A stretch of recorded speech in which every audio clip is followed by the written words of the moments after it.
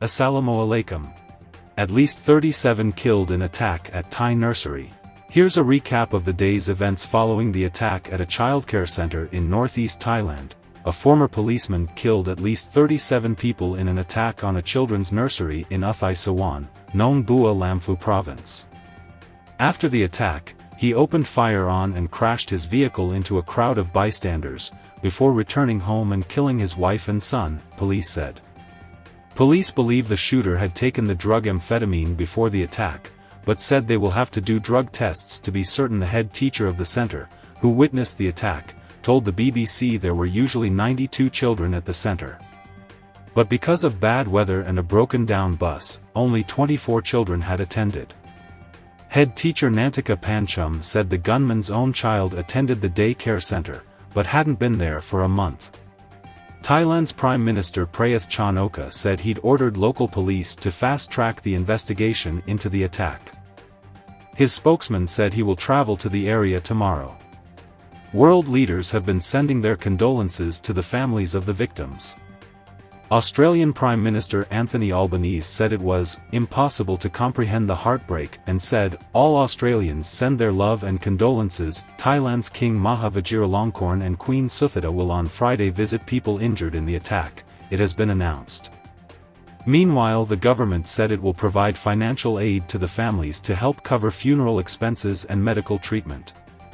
Police say at least 37 people have now died in the attack after a former policeman opened fire at a childcare center in Uthai Sawan, Nong Bua Lamphu province. Head teacher Nantika Pancham was among the 5 teachers and a maid at the center on the day of the attack.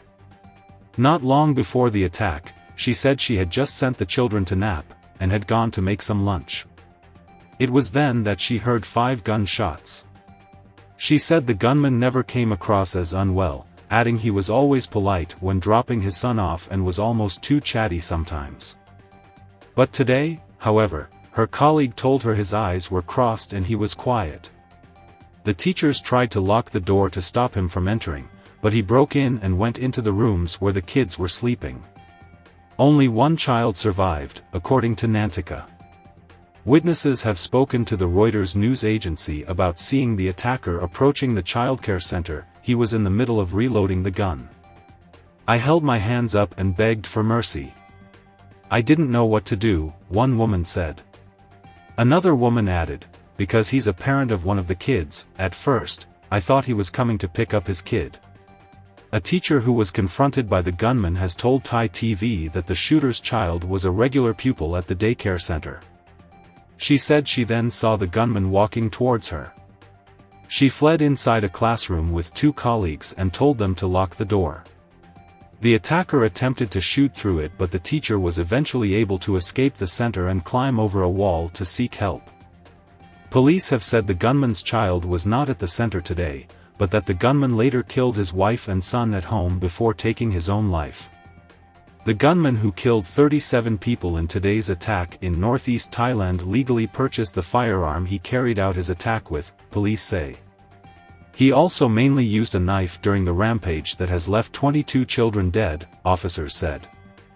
Courtesy BBC.